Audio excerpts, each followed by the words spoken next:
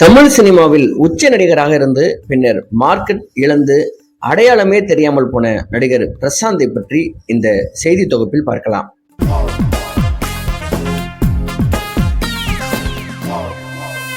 பிரசாந்த் அவர்கள் 1973 ஏப்ரல் 6 பிறந்தவர். இவருடைய அப்பாவின் பெயர் தியாகராஜன், இவருடைய அம்மாவின் பெயர் சாந்தி. இவருக்கு பிரீத்தி என்ற ஒரு தங்கையும் இருக்கிறார். தமிழ் சினிமா உலகின் ஆணழகன் என்றும் காதல் இளவரசர் என்றும் போற்றப்பட்டு வந்தவர் தான் நடிகர் பிரசாந்த். குறிப்பாக இவர் நடிக்க ஆரம்பித்த சில படங்களிலேயே பெண் ரசிகர்கள் கிடுகிடுவன அதிகரிக்க ஆரம்பித்தனர்.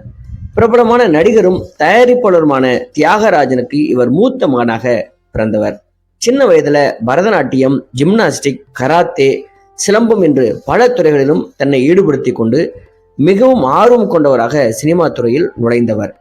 பள்ளி படிப்பை முடித்துவிட்டு 2 மருத்துவக் கல்லூரிகளில் டாக்டர் படிப்புக்கான வாய்ப்பு தேடி வந்த போதும் அதையெல்லாம் வேண்டாம் என மறுத்துவிட்டு திரைப்படத் துறையிலேயே தனக்கு அதிகம் ஆர்வம் இருப்பதை ஆரம்பத்தில் இவருடைய வீட்டில் தெரிவித்திருக்கிறார். தந்தையைப் போலவே சினிமா துறையில தானும் மிகப்பெரிய நடிகராக வேண்டும் என்று அதற்கு ஏற்றபடி குதிரை சவாரி, பியானோ வாசிப்பது என்று சினிமாவின் பல துறைகளிலும் இவர் திறமை பெற்றவராக விளங்கினார்.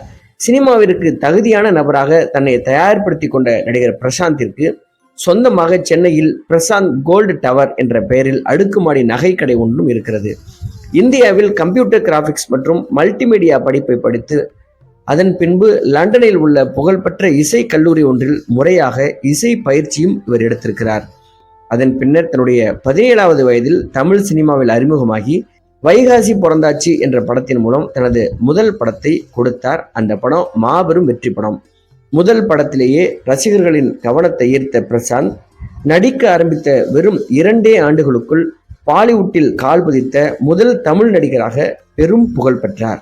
அந்த அளவுக்கு இவருக்கு ரசிகர்கள் கூட்டமும் தொடர வெற்றி படங்களும் தொடர்ச்சியாக அமைந்தன. தமிழ் சினிமாவின் பெரும் புகழ்பெற்ற இயக்குனரான பாலு மகேந்திராவின் வண்ண வண்ண பூக்கள், மணிரத்னத்தின் இயக்கத்தில் திருடா திருடி, சங்கர் இயக்கத்தில் ஜீன்ஸ் உள்ளிட்ட மாபெரும் வெற்றி படங்களில் ஹீரோவாக நடித்து தொட்டதெல்லாம் ஹிட் அடித்து கொடிகட்டி பறக்க ஆரம்பித்தார் தமிழ் சினிமா துறையில். பிரம்மாண்ட இயக்கத்திற்கு பெயர் போன சங்கரின் ஜீன்ஸ் படத்தின் கதையை பிரசாந்த் கேட்டவுடன் தன் கைவசம் இருந்த 7 படங்களை எல்லாம் கொஞ்சம் விலக்கி வைத்துவிட்டு சங்கரின் இயக்கத்தில் ஜீன்ஸ் படத்தில் நடித்து கொடுத்திருக்கிறார். அந்த படத்தின் மீது அவருக்கு அதீத நம்பிக்கை இருந்ததாம். அந்த படம் அவர் எதிர்பார்த்தது போலவே மாபெரும் வெற்றியையும் பெற்றது. அதுவரைக்கும் எந்த புது ஹீரோவுக்கும் கிடைக்காத அவ்வளவு பெரிய பேர் புகழ் பணத்தை இவருக்கு அள்ளி கொடுத்ததாம்.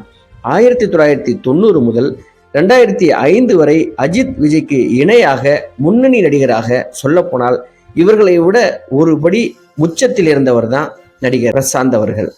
சோசியல் மீடியாவில் ஒரு ஹீரோவிற்கு அதிகமான பாசிட்டிவ் கமெண்ட் இருக்கிறது என்றால் அது பிரசாந்திற்கு தான் என்று ஒருவர் சொல்லியிருந்த கமெண்ட் அவ்வளவு உண்மையான கமெண்டாக இருந்தது.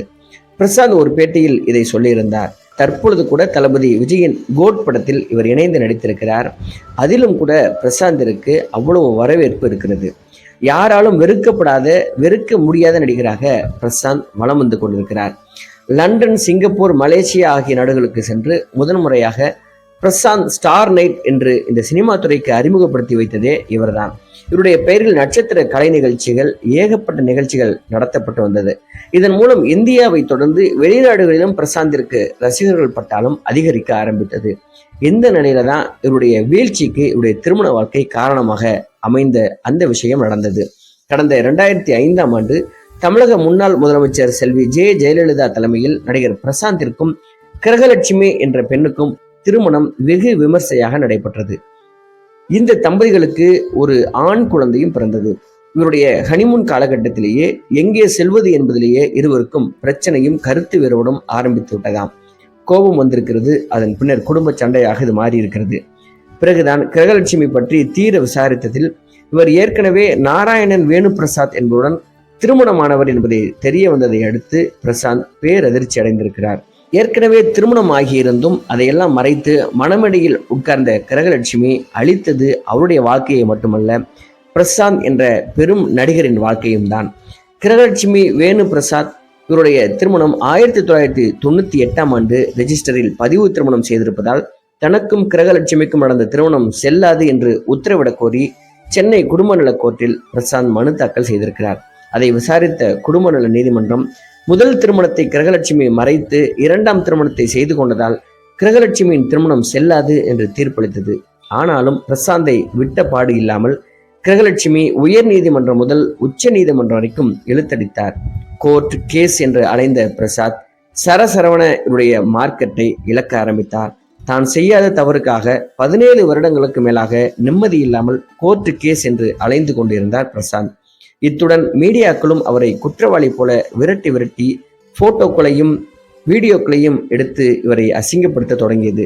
நடிகராக மிகச்சிறந்த மனிதராக யாருக்கும் விருப்பு வெறுப்பின்றி காதல் கிசுகிசுக்கள் சர்ச்சைகள் என்று எதிலும் சிக்காமல் வாழ்ந்து வந்த பிரசாந்திற்கு திருமண வாழ்க்கை இவ்வளவு மோசமாக அமைந்ததால் அவர் தன்னுடைய சினிமா துறையின் உச்சத்திலிருந்து கொஞ்சம் கொஞ்சமாக இறங்கி தற்பொழுது தானே ஒரு பெரிய ஹீரோவாக இருந்த காலகட்டத்தை தாண்டி தற்பொழுது மற்ற ஹீரோக்களுடன் சேர்ந்து துணை கதாபாத்திரங்களில் நடிக்க ஆரம்பித்து விட்டார் பிரசாந்த். நடிகர் பிரசாந்த் அவர்கள் நடித்த திரைப்படங்கள் வைகாசி பிறந்தாச்சு, பெருந்தச்சன், வண்ண வண்ண பூக்கள், செம்பருத்தி, உனக்காக பிறந்தேன், ஐ லவ் யூ, லத்தி, எங்க தம்பி, திருடா திருடா, கிழக்கே வரும் பாட்டு, ராசாமகன், கண்மணி, செந்தமிழ் செல்வன், ஆணழகன், கல்லூரி வாசல், கிருஷ்ணா, மன்னவா, ஜீன்ஸ், கண்ணெதிரே தோன்றினாள், காதல் கவிதை, பூமகள் ஊர்வலம், ஜோடி, ஹலோ, ஆசையில் ஒரு கடிதம், குட்லக், அப்பு, பார்த்தேன் ரசித்தேன், பிரியாத வரம் வேண்டும், ஸ்டார்,